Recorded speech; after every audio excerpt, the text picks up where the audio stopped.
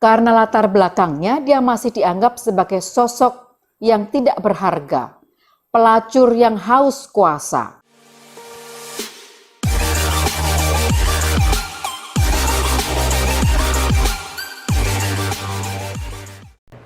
Halo, jumpa lagi dengan saya, Anna Marciana. Saya punya 3 channel. Cerdas bersama Anna Marciana, Jalan-jalan bersama Anna Marciana, dan Belajar bersama Anna Marciana.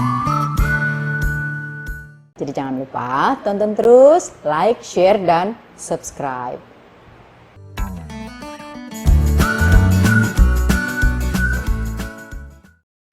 Dalam seri Belajar bersama Anna Marciana kali ini kita akan masuk ke seri belajar tentang tokoh-tokoh perempuan inspiratif, baik dari dalam negeri maupun juga dari luar negeri. Jadi stay tune.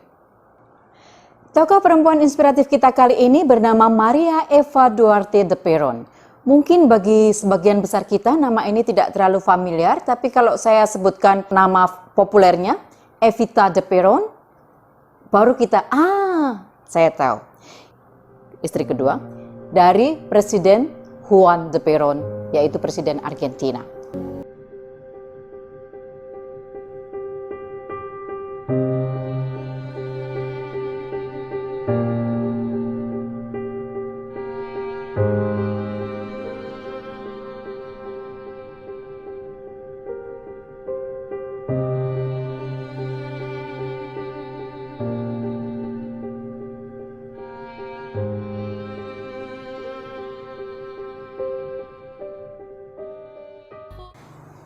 Maria Eva Duarte de Perón atau Evita Perón atau Eva Perón lahir di Los Toldos, Argentina pada 7 Mei 1919 atau sekitar 101 tahun yang lalu.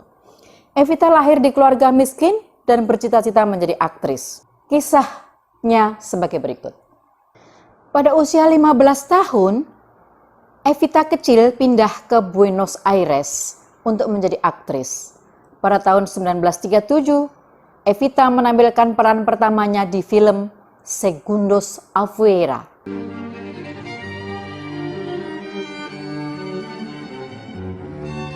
Dan mendapatkan kontrak untuk tampil di radio. Kurang lebih 20 tahun kemudian, Evita mendirikan bisnis entertainment-nya sendiri. Dan pada tahun 1943, Evita menikmati hasil kesuksesannya sebagai salah satu wanita bersejarah dalam acara serial radio. Pada tahun 1945, dia menikah dengan Kolonel Juan Domingo Perón yang kelak kemudian hari menjadi Presiden Argentina dan menjadi ibu negara pada tahun 1946 atau setahun kemudian. Evita wafat karena kanker serviks pada tanggal 26 Juli 1952 di Buenos Aires. Evita Perón dikenal sebagai ibu dari rakyat Argentina yang mendukung hak suara kaum perempuan dan meningkatkan taraf hidup rakyat miskin pada umumnya. Evita dikenal dengan kutipannya yang masih diingat sampai sekarang. Saya tahu bahwa saya sama seperti setiap perempuan yang lain di masyarakat, memiliki kekuatan lebih daripada yang saya miliki saat ini. Kutipan itu diucapkan oleh Evita Perón yang yakin bahwa perempuan di Argentina memiliki posisi dan kesempatan yang sama untuk sukses seperti laki-laki. Perón memang fokus kepada kaum perempuan dan rakyat miskin Argentina. Dia pun mendirikan Yayasan Eva Perón dan memberikan uang maupun obat-obatan gratis kepada rakyat miskin. Dia tidak ragu untuk menyentuh, mencium, berempati kepada rakyat miskin, mereka yang sakit. Dia juga mencurahkan waktunya ke panti-panti asuhan dan dia mendirikan partai perempuan yang dinamai Partai Peronis Perempuan karena dia mendukung hak pilih perempuan di dunia politik. Yayasan Eva Perón memberikan barang-barang seperti sepatu, peralatan masak, pakaian kepada orang-orang miskin yang membutuhkan. Usahanya itu membuahkan hasil. Dia mendorong Senat Argentina untuk membuat undang-undang hak pilih perempuan, dan Senat Argentina akhirnya menyetujui rancangan undang-undang hak pilih perempuan pada tahun 1946 dan menjadi undang-undang pada tahun 1947, membuatnya sah bagi perempuan untuk memilih dan sekaligus mencalonkan diri untuk jabatan politik. Meski begitu, tentu saja banyak orang yang mencela Eva Peron. Karena latar belakangnya, dia masih dianggap sebagai sosok yang tidak berharga, pelacur yang haus kuasa. Tapi ketika dia meninggal, jutaan warga Argentina mencintainya dan menganggapnya sebagai santa, orang suci yang hidupnya berpihak kepada orang-orang miskin. Nuestras gloriosas vanguardias descansadas de la patria, las que están presentes hoy, porque han tomado el porvenir en sus manos y saben que la justicia y la libertad la impondrán únicamente teniendo al general Perón dirigiendo a la nación.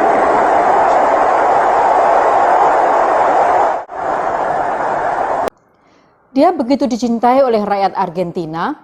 Ada banyak buku ditulis tentang dia, dan salah satu buku yang sangat terkenal ditulis oleh Eloy Martinez. Eloy Martinez menggambarkan Evita Peron sebagai sosok yang disebut sebagai kupu-kupu baja.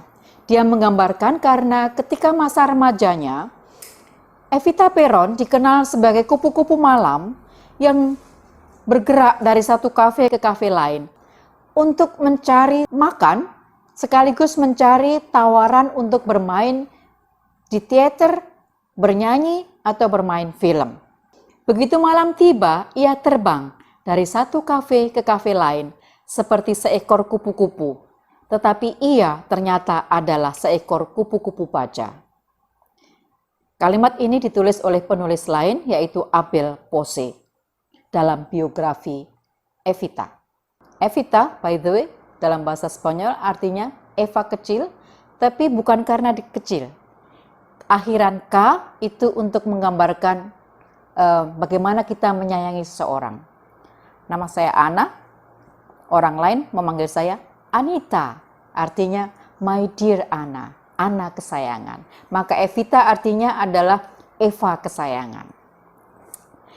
Evita tumbuh menjadi pembaharu sosial yang terbesar di Argentina. Ia memberi hak pilih bukan hanya bagi kaum perempuan, tapi juga bagi serikat pekerja. Dia membangun serikat pekerja, khususnya bagi pekerja perempuan. Dia membangun ribuan sekolah, bukan hanya sekolah perempuan, tapi juga sekolah umum untuk orang-orang miskin. Dia membangun rumah sakit, dia membangun panti-panti jompo.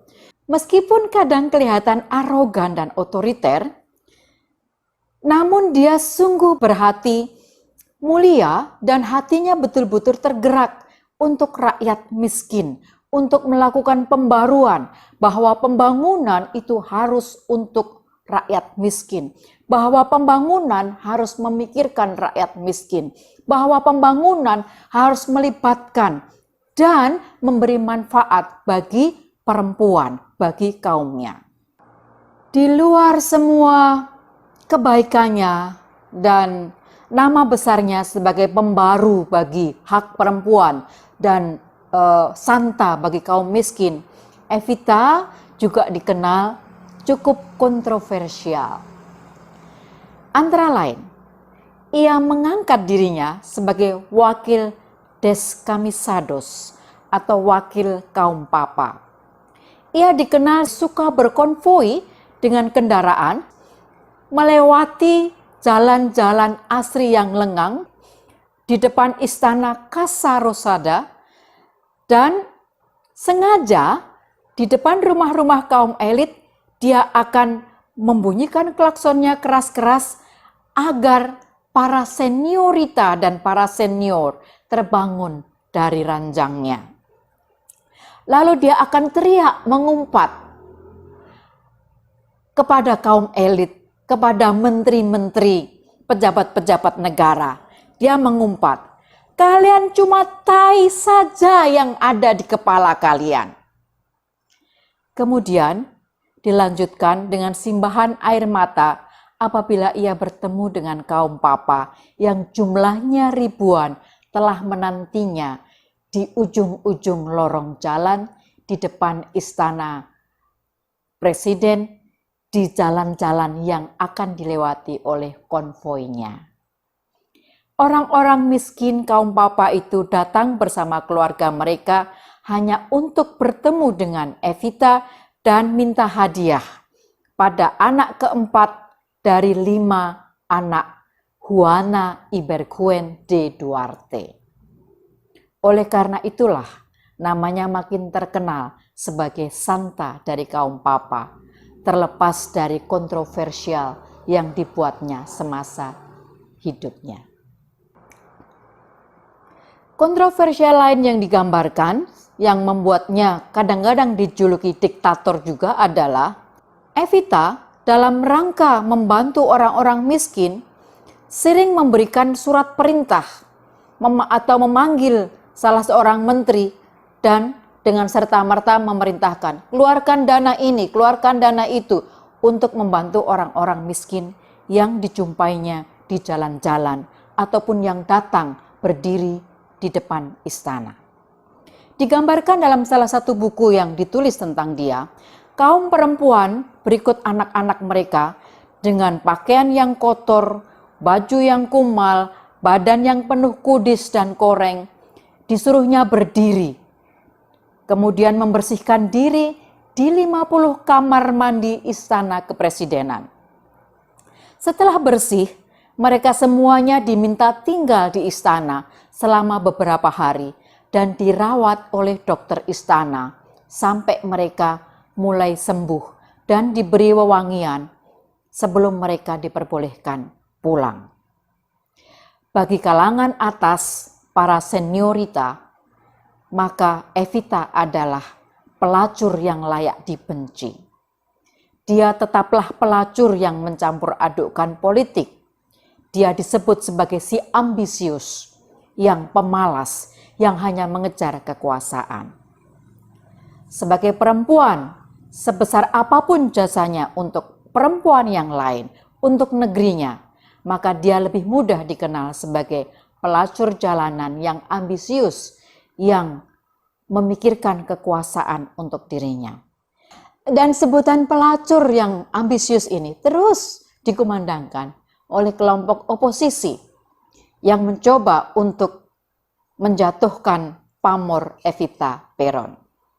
Dikatakan ia begitu kecanduan perhiasan sampai-sampai buah arbei yang membatu pun dibelinya mahal karena dianggapnya menjadi perhiasan yang luar biasa. Dengan nada mengejek, kaum oposisi menamakannya sebagai cucaraca. Artinya merupakan bagian tubuh yang paling pribadi dari perempuan. Ia digosipkan menaruh gelas-gelas berisi alat vital lawan politiknya yang telah ditebasnya. Tapi lagi-lagi gosip itu hanya berupa gosip. Sampai sekarang tidak ada bukti yang bisa membuktikannya.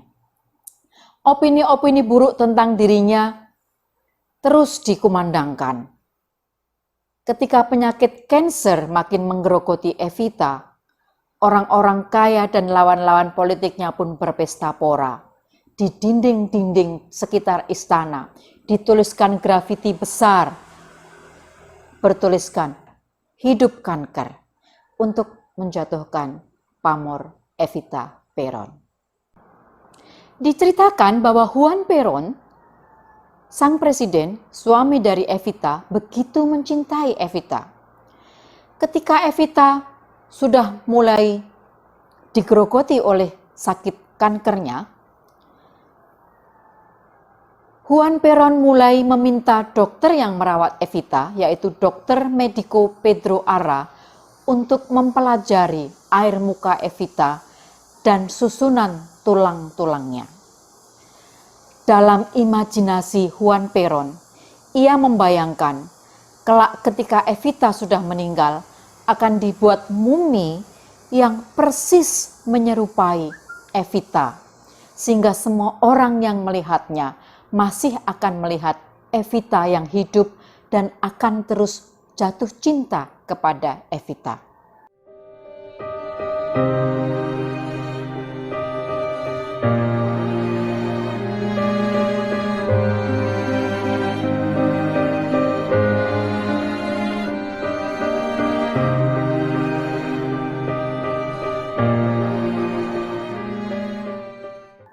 Setahun lamanya, Dr. Medico Pedro Ara mempelajari dan membuat gambar, susunan, wajah maupun struktur tulang dari Evita.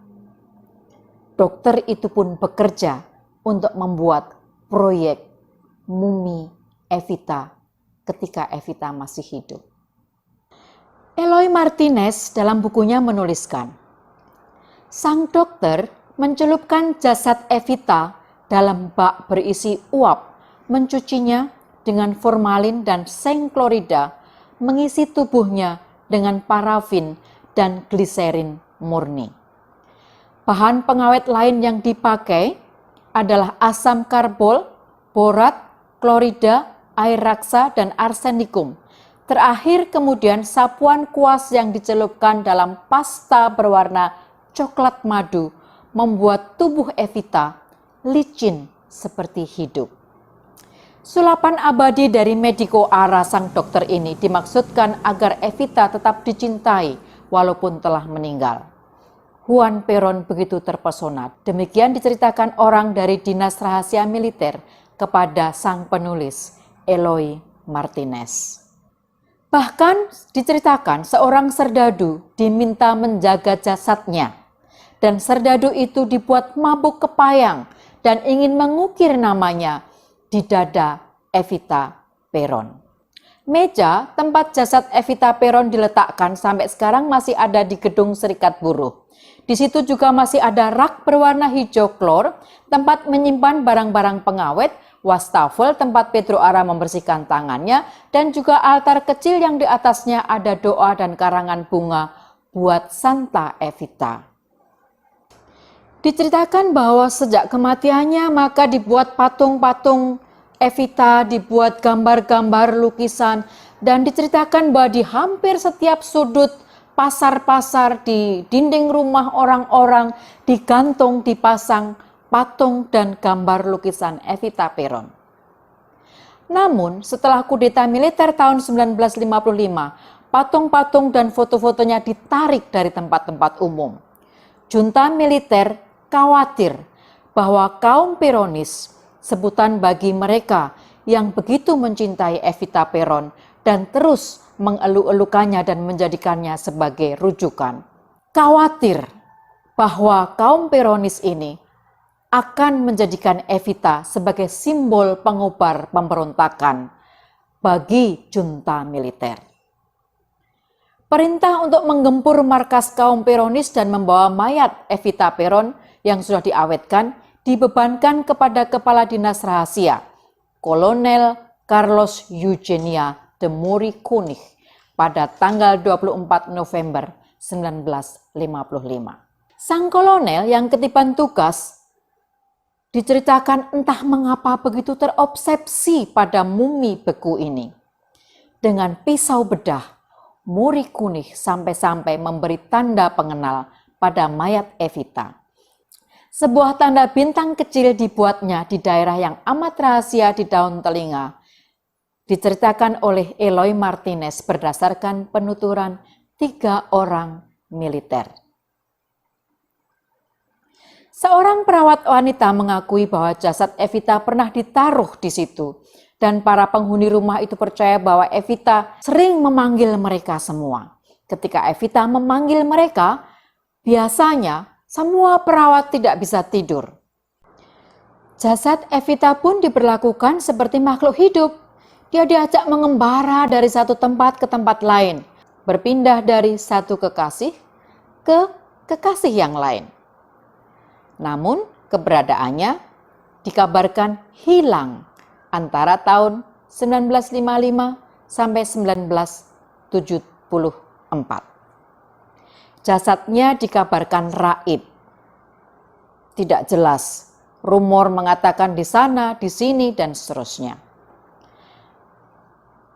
Namun yang pasti, jasadnya sebagai mumi ini mengembara bertahun-tahun dari satu tangsi militer ke tangsi militer yang lain, dari satu markas militer ke markas militer yang lain, dari satu gudang ke gudang yang lain, dari ruang bawah tanah ke ruang rahasia yang lainnya. Dalam salah satu buku lain yang memuat tentang dirinya ada wawancara yang dilakukan oleh seorang putri dari salah seorang bawahan Kolonel Muri Kunih di atas. Konon, ayah putri kecil dari bawahan Kolonel Kunih tadi membuat film tentang mumi Evita. Putri kecil tadi bernama Yolanda. Dia memberikan kesaksian di rumahnya.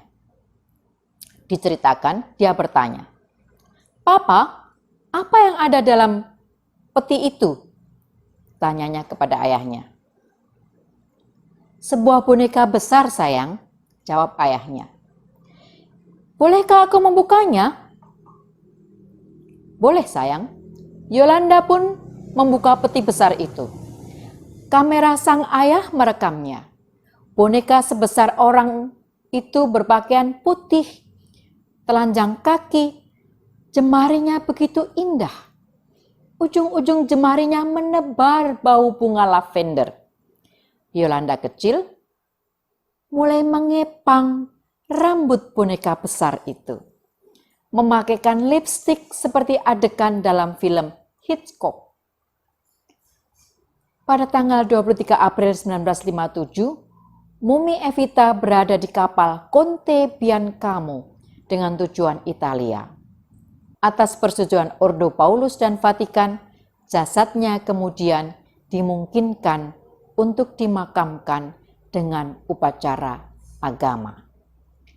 Kedatangan Evita secara inkognito itu diumumkan sebagai kedatangan Maria Maggi, seorang Italia yang meninggal di Argentina.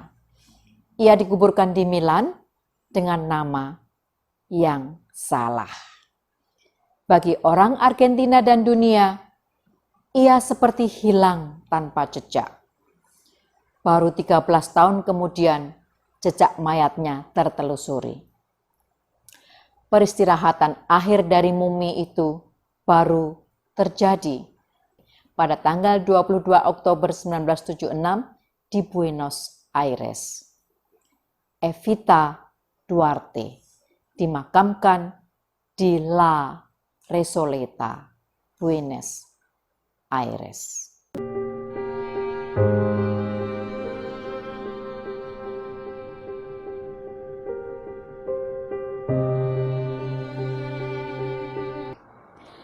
Demikian sosok perempuan inspiratif kita kali ini, Maria Eva Duarte de Perón. Sama seperti sosok-sosok inspiratif yang lain yang munculnya dari kalangan minoritas, kalangan yang dianggap kelas 2, biasanya seperti perempuan, orang miskin, transpuan, dan kelompok-kelompok minoritas atau kelompok-kelompok yang biasa dimarginalkan yang lain. Selalu mereka akan lebih banyak mendapatkan potret kontroversinya dibanding jasa-jasanya kepada pembaruan dunia. Sama seperti Evita Perón, sosok inspiratif kita kali ini. Tapi lepas dari kontroversi yang dikenakan kepadanya atau yang dilakukannya, dia tetaplah sosok inspiratif yang dicintai oleh rakyatnya di Argentina, dan dia tetap merupakan sosok inspiratif yang layak mendapatkan penghargaan dari dunia karena dia telah menembus batas-batas tentang kelas maupun juga batas-batas gender, di mana pada tahun 1946 ketika masih banyak negara yang belum memberikan hak perempuan untuk memilih, Evita berhasil menggolkan RUU hak pilih perempuan menjadi undang-undang tahun 47. Kita beruntung di Indonesia Undang-Undang Dasar tahun 45 secara otomatis langsung mengakui hak pilih untuk perempuan. Tapi Evita harus memperjuangkannya di Argentina tahun 46 sampai 47. Sebegitu dicintainya dia, sampai tahun 96 dia dibuatkan film. Filmnya berjudul Evita, diperankan oleh Madonna dengan sangat cantik, dengan lagunya yang sampai hari ini mungkin masih menyentuh jutaan orang yang mendengarnya. Don't Cry for Me, Argentina. Sampai di sini perjumpaan kita tentang sosok-sosok perempuan inspiratif. Kita berjumpa lagi dengan sosok perempuan inspiratif yang lain. Jangan lupa terus menjadi cerdas, terus belajar, dan terus mencintai negeri. Son vuestras gloriosas vanguardias descansas de la patria, las que están presentes hoy porque han tomado el porvenir en sus